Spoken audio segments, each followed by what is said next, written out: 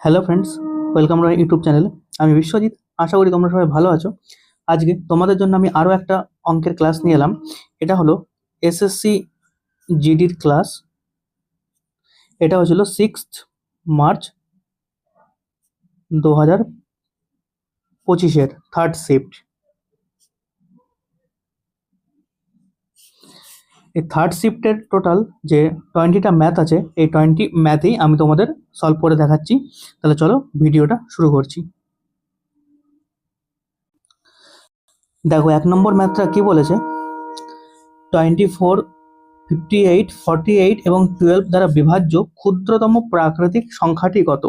এই ক্ষুদ্রতম প্রাকৃতিক সংখ্যাটা বার করতে হবে, যেটা 24, 58, 48 এবং 12 দ্বারা বিভাজ্য চায়। তাহলে এটার জন্য প্রথমেই তোমাদের এই সংখ্যাগুলোর লসাগু বার করে দিতে হবে, এবং লসাগু বার করে দিলে উত্তর হয়ে যাবে। তাহলে দেখো, লসাগু বার করছি। 24, 58, 48 আর 12, এটাকে প্রথমে 2 দিয়ে বিভাজ্য যাবে, তাই 2 দিয়ে করছি। তাহলে 12, 29, 24, 6, আবার 2 দিয়ে যাবে। 6, 29, 12, 3, আবার 2 দিয়ে যাবে। 3, 29, 2 দিয়ে করলে 6, তারপরে 3, এরপরে কত 3 দিয়ে যাবে। এখানে 1, এখানে 29, এখানে 2, এখানে 1, এই কটাই দিয়ে বিভাজ্য যাবে। তাহলে এইগুলোই আমি যদি গুণ করে দিই, তাহলে সেটা হবে ক্ষুদ্রতম প্রাকৃতিক সংখ্যা। তাহলে কত কত গুণ করতে হবে দেখো, 2 into 2 into 2 into 3 into 29 into 2, ঠিক আছে। তাহলে 29 ইন্টু 2 ইন্টু 2 ইন্টু 2 ইন্টু 3, এগুলো সব করে গুণ করে দিই, তাহলে কত হচ্ছে, 2 দুনে 4, দুনে 8, 3 8 24, দুনে 48, মানে 48 ইন্টু 29।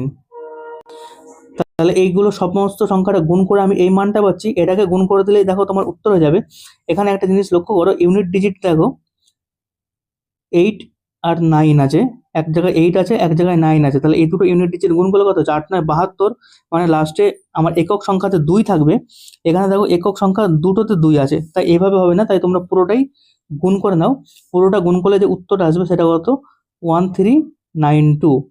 1392, মানে 2 নম্বর অপশনে যে উত্তরটা আছে এটাই তোমাদের অ্যান্সার হবে। এটাই হচ্ছে সব থেকে ক্ষুদ্রতম প্রাকৃতিক সংখ্যা, যেটা দিয়ে যে এগুলো সব বিভাজ্য হবে। বোঝা গেল? এরপর চলো নেক্সট ম্যাথ। 2 নম্বরটা দেখো, প্রবীণের কাছে মোট 1612 টাকা আছে। তাহলে এখানে বলে দিয়েছে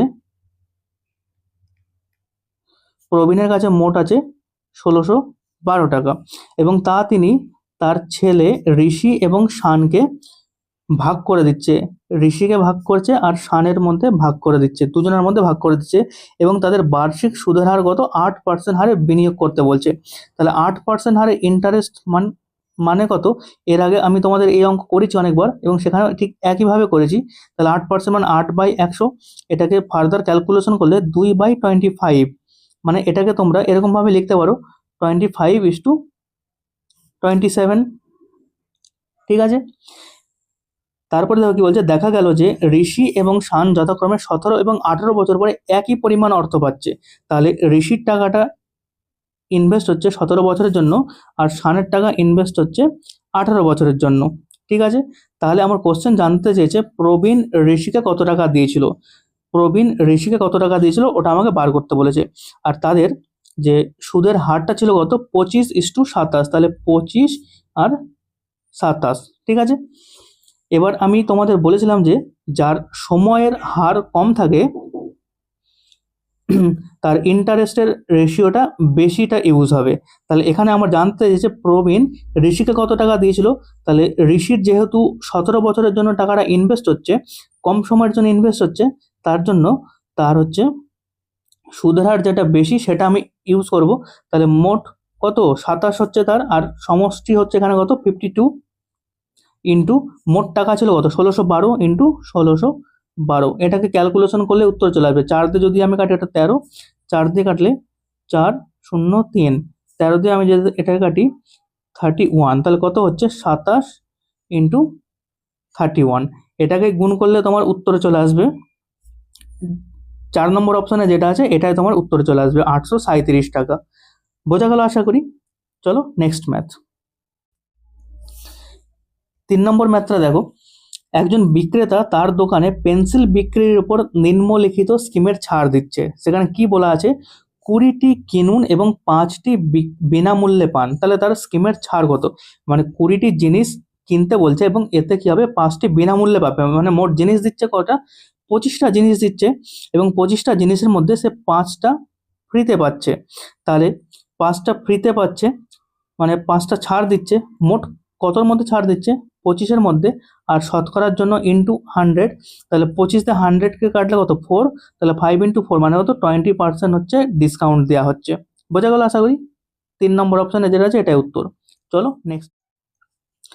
4 নম্বরটা দেখো, সোজা অঙ্ক দিয়েছে, এক্স এর 2% সমান যদি 288 হয় তাহলে এক্স এর মান কত।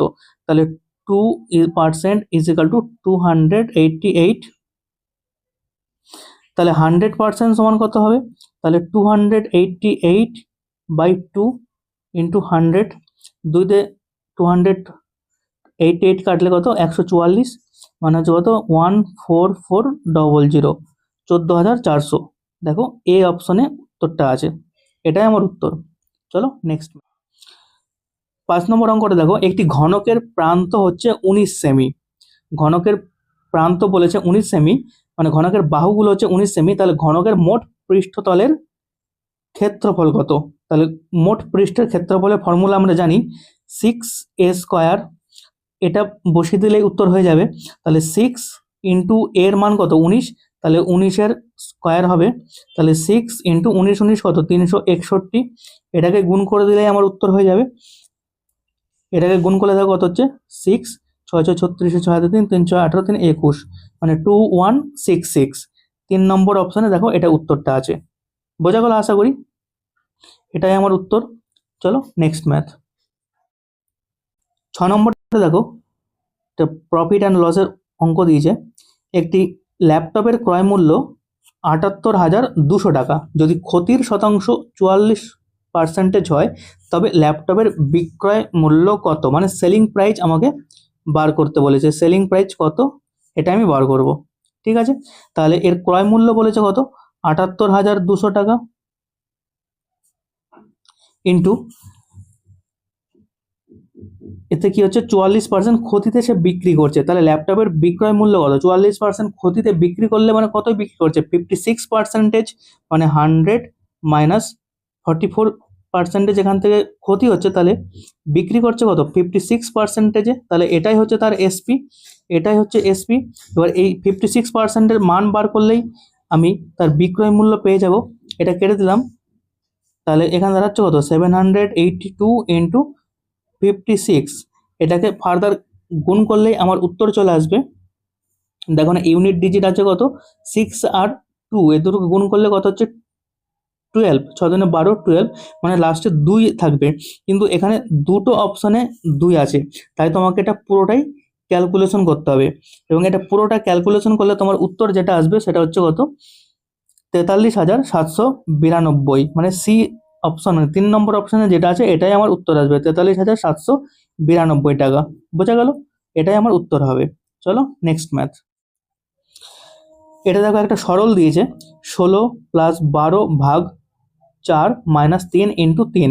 একদম সোজা সরল দিয়েছে, দেখো করে দিচ্ছি, তোমরা আশা করি করতে পারবে। 16 + 12 ভাগ 4 - 3 ইন্টু 3। এটাকে আমি যদি কেটে দিই, এখানে কত হচ্ছে 3, তাহলে 16 + 3 কত হচ্ছে 19, -3 ইন্টু 3 হচ্ছে 9, এটাকে বিয়োগ করলে কত 10। এটাই আমার উত্তর। দেখো 3 নম্বর অপশন আছে। এই সরল সবসময় যে বদমাস নিয়মে হয়, তোমাদের আগেও আমি করিয়েছি, এর আগের ভিডিওগুলো আমার প্লে লিস্টে দেওয়া আছে, তোমরা চাইলে ওখান থেকেও বাকি ভিডিওগুলো দেখে নিতে পারো। বোঝা গেল। চলো নেক্সট ম্যাথ।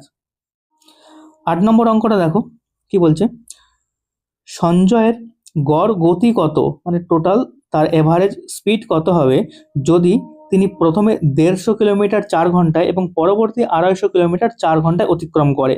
তাহলে গড় গতি মানে হচ্ছে কি, total distance by total distance by total speed, sorry total time. এটা বার করলেই আমি হচ্ছে এভারেজ স্পিড পেয়ে যাব। তাহলে এখানে টোটাল ডিস্টেন্স কত, 150 প্লাস 250, আর টোটাল টাইম কত, 4 প্লাস 4। ঠিক আছে, তাহলে টোটাল ডিস্টেন্স হলো কত, 150 প্লাস 250 মানে 400, আর নিচে হচ্ছে 8, এটাকে কাটলে কত 50। তাহলে এভারেজ স্পিড হচ্ছে কত, 50 কিলোমিটার পার আওয়ার। 3 নম্বর অপশানে দেখো উত্তরটা আছে। আশা করি বোঝা গেল। চলো নেক্সট ম্যাথ। 9 নম্বরটা দেখো, 36 এবং 9-এর মধ্যে গড় আনুপাতিক মানে গড় সমানুপাতিক কত। এটা করার জন্য তোমাদের এর আগেও অঙ্ক করেইছি আমি এগুলো, এটা রুট ওভারের মধ্যে চলে যাবে 36 ইন্টু 9। এবার এখান থেকে 36টাকে যদি আমি রুট ওভার থেকে বাইরে নিয়ে আসি তাহলে কত হবে, এটা 6। সিমিলারলি 9টাকেও যদি রুট ওভার বাইরে নিয়ে আসি হবে কত, 3। তাহলে উত্তর আমার কত চলে আসছে, 18। দেখো 2 নম্বর অপশানে উত্তরটা আছে।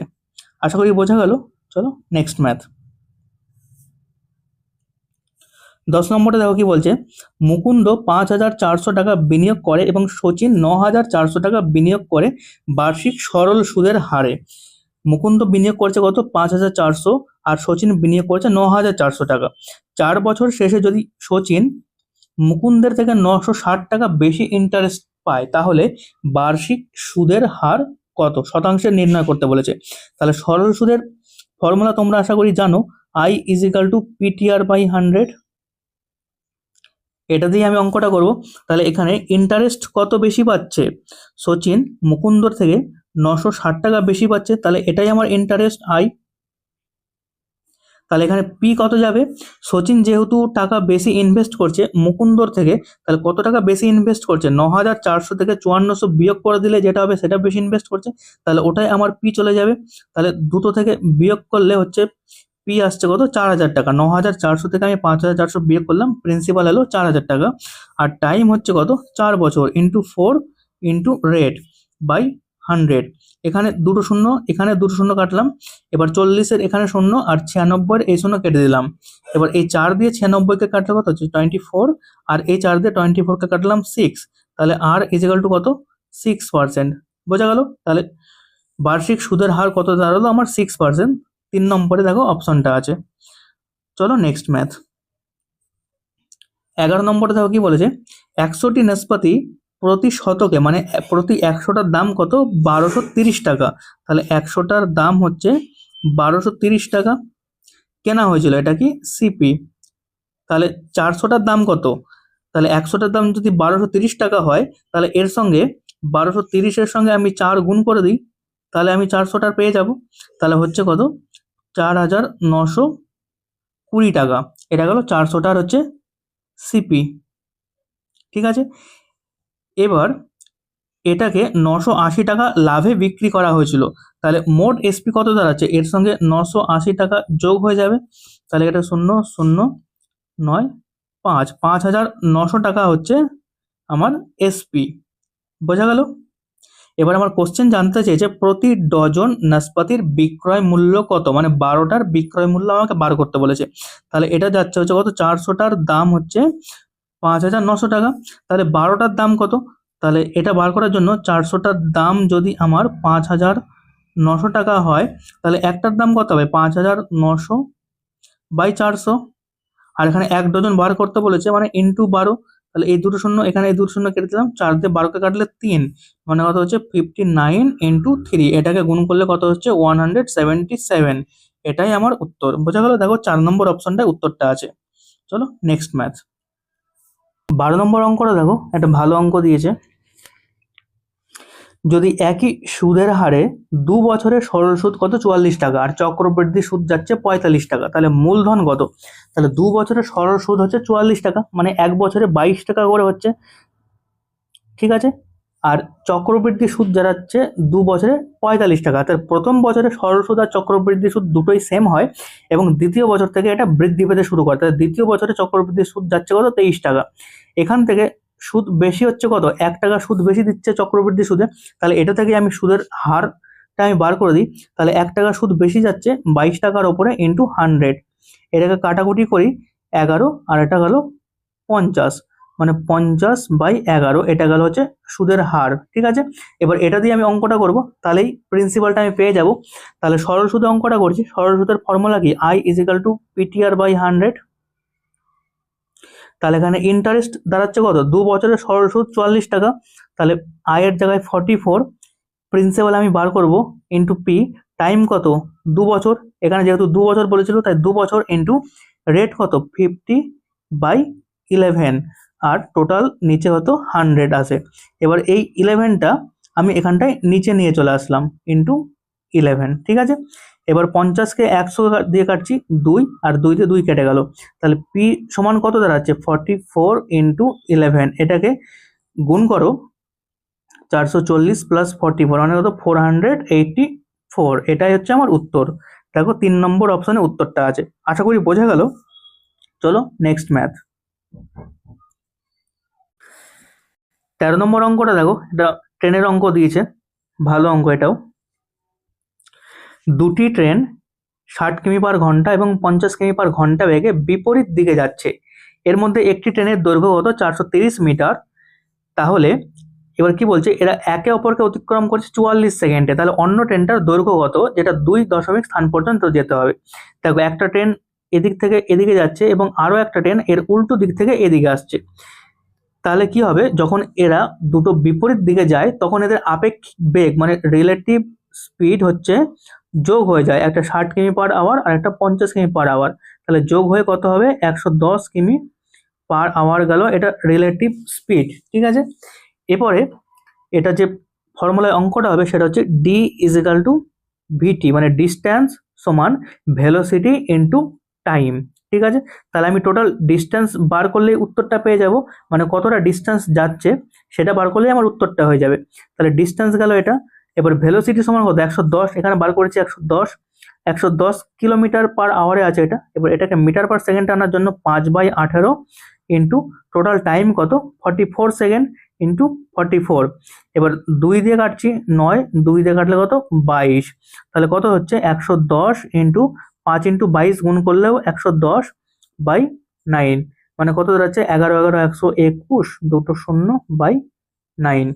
তাহলে 12,100/9। এটাকে তোমরা ফার্দার যদি ভাগ করো তাহলে আসবে কত? 1344.44 মিটার। ঠিক আছে, 2 দশমিক স্থান পর্যন্ত বলেছিল, আমি ওরকমই বার করলাম। এখান থেকে একটা ট্রেনের দৈর্ঘ্য বলে দিয়েছিল কত? 430 মিটার, তাই না? 430 মিটার দৈর্ঘ্য বলেছে। তাহলে এখান থেকে 430টা বাদ দিয়ে দিলেই অপর ট্রেনের দৈর্ঘ্য আমি পেয়ে যাব। তাহলে এখান থেকে যদি আমি 430 বাদ দিই তাহলে কত হচ্ছে? 44.419, 914.44 মিটার। দেখো 2 নম্বর অপশনে উত্তরটা আছে। আশা করি বোঝা গেল। চলো নেক্সট ম্যাথ।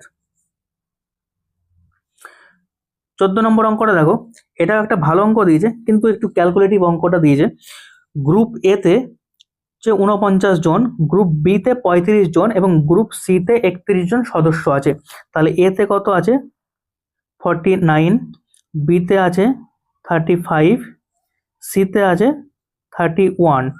ঠিক আছে, এই গ্রুপের সকল সদস্য একটা রেস্তোরাঁয় গিয়েছিল। এ বি সি প্রতি সদস্যের জন্য গড়ে ব্যয়ের পরিমাণ কত? 106 টাকা।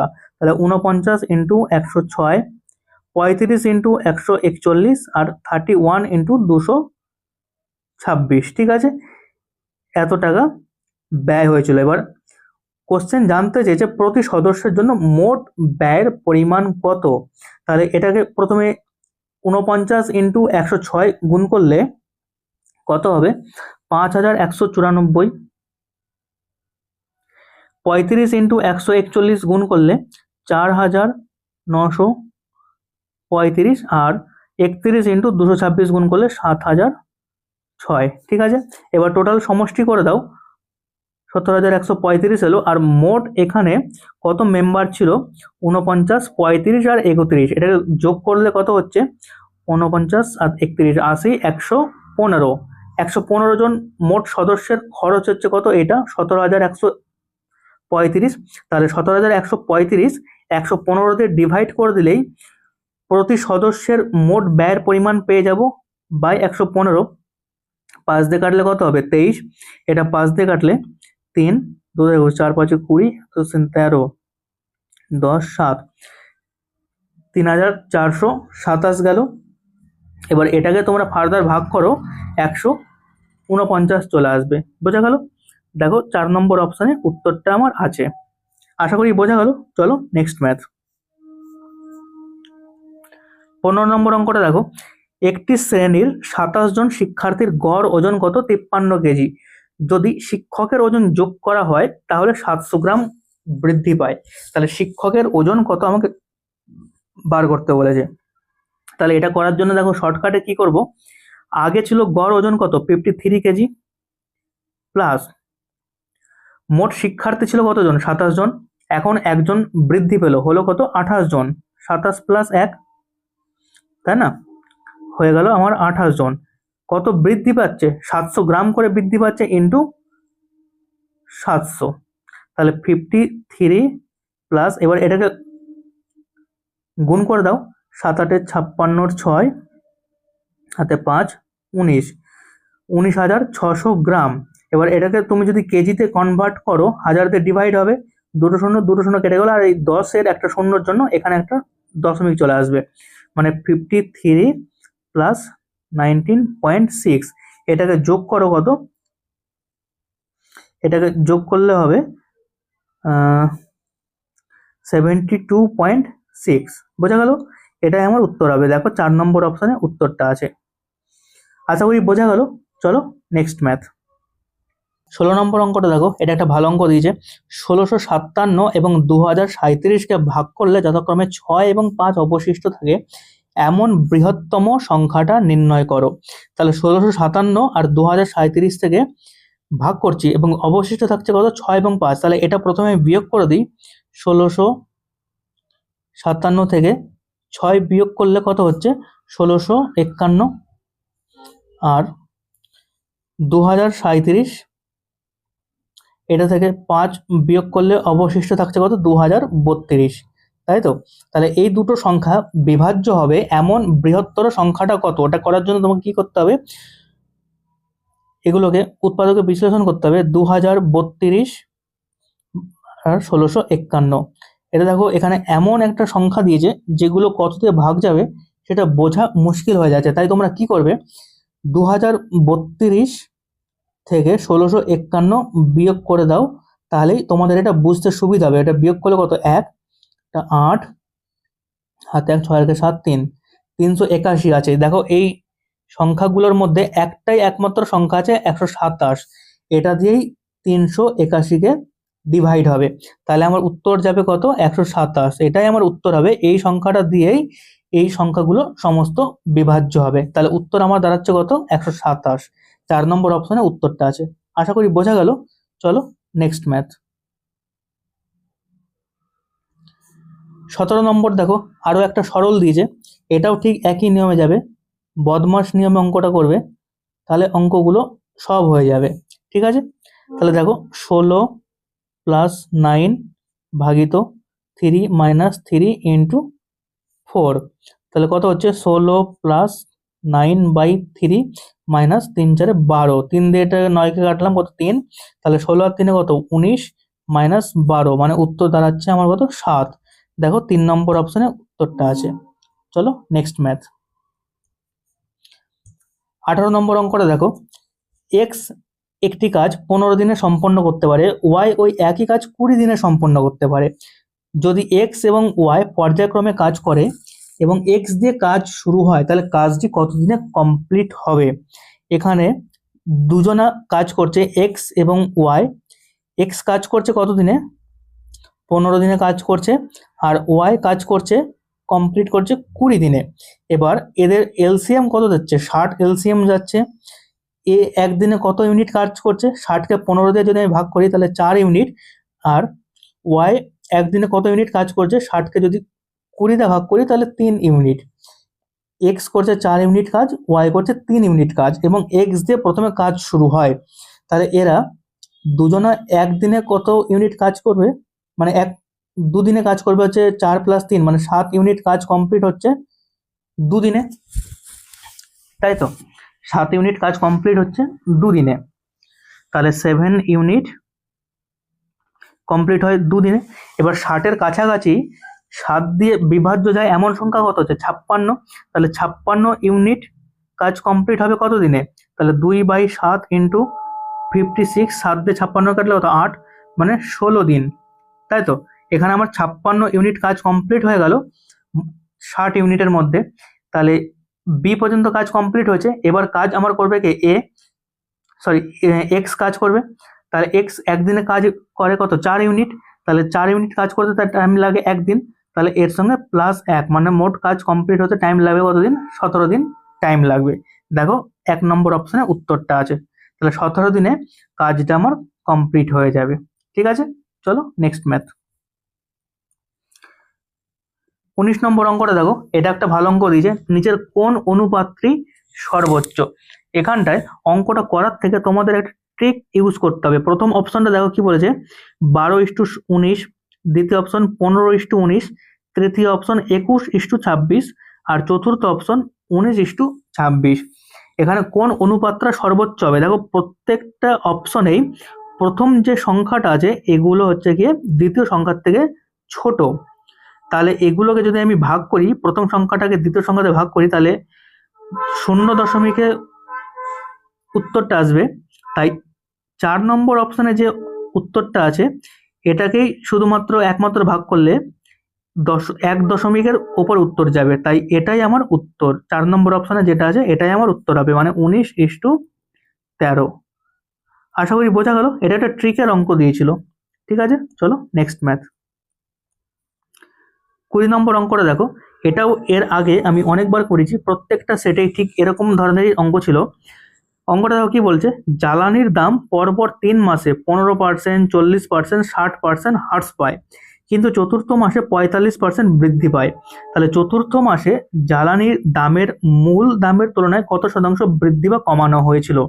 তাহলে দেখো অঙ্কটা করছি, প্রথমে বলেছিল কি প্রথম 3 মাসে হ্রাস পায়, 15% হ্রাস পায় মানে হচ্ছে কত, তাহলে 15/100, এটাকে কাটাকুটি করলে 5 দিয়ে যদি আমি কাটি কত হচ্ছে 3/20, তারপরে হচ্ছে কত 40%, 40% মানে কত 40/100, এটাকে 20 দিয়ে কাটলে কত হচ্ছে 2/5, তারপরে যাচ্ছে কত 60%, এর মান হচ্ছে 60/100, এটাকে 20 দিয়ে কাটলে কত 3/5, তারপর হচ্ছে কত 45% বৃদ্ধি পাচ্ছে, 45/100, এটাকে 5 দিয়ে কাটলে কত হচ্ছে 9/20। ঠিক আছে, এতটা গেল। তাহলে নিচেরগুলো হচ্ছে অ্যাকচুয়াল প্রাইস আর ওপরেরটা হ্রাস বা বৃদ্ধি। তাহলে অ্যাকচুয়াল প্রাইস প্রথমে ছিল 20 এবং 3 হ্রাস পেলো, হলো গেল কত 17। দ্বিতীয়টাতেও সেম, অ্যাকচুয়াল প্রাইস ছিল 5, 2 হ্রাস পেলে হলো 3। পরেরটাই অ্যাকচুয়াল প্রাইস ছিল 5, 3 হ্রাস পেয়ে হলো 2। তারপরে অ্যাকচুয়াল প্রাইস ছিল 20 আর 9 বৃদ্ধি পেয়ে হলো কত 29। এবার এটাকে গুণ করে দাও, 20 20 400 ইন্টু 25 মানে হতো 10,000, আর এখানে গুণ করলে 3 17 51 ইন্টু 2, 102 ইন্টু 29, 102 ইন্টু 29 গুণ করলে কত হচ্ছে 2,958। তাহলে অ্যাকচুয়াল প্রাইস ছিল আমার 10,000 এবং তারপরে হ্রাস পেয়ে হয়ে গেল কত 2,958। ঠিক আছে, তাহলে কত হ্রাস পেলো, এই দুটোর গ্যাপটাই হ্রাস পেলো, তাহলে হ্রাস পেলো আমার কত 7,042। কোথা থেকে হ্রাস পেলো, 10,000 থেকে হ্রাস পেলো বাই 10,000, আর শতকরার জন্য ইন্টু 100, এখানে এই দুটো শূন্য, এখানে এই দুটো শূন্য কেটে গেল, আর নিচে 100 দুটো শূন্য আছে আর উপরে 7,042, তাহলে দুটো শূন্যর জন্য এখানে আমি দশমিক বসিয়ে দিলাম, মানে 70.42% হচ্ছে হ্রাস পেলো। ঠিক আছে, দেখো 3 নম্বর অপশনে উত্তরটা আমার আছে। দেখো হয়ে গেল 20টা ম্যাথ। আশা করি তোমাদের বোঝা গেছে, আর যদি কোনোটায় বুঝতে কোনো সমস্যা হয় তাহলে তোমরা অবশ্যই আমাকে কমেন্ট বক্সে মেসেজ করো, আমি আবার তোমাদের বোঝানোর চেষ্টা করব। আর তোমরা যদি আমার এই চ্যানেলে নতুন হও তাহলে চ্যানেলটিও সাবস্ক্রাইব দিও, আর ভিডিওটা যদি তোমাদের ভালো লাগে তাহলে অবশ্যই একটা লাইক করে দিও।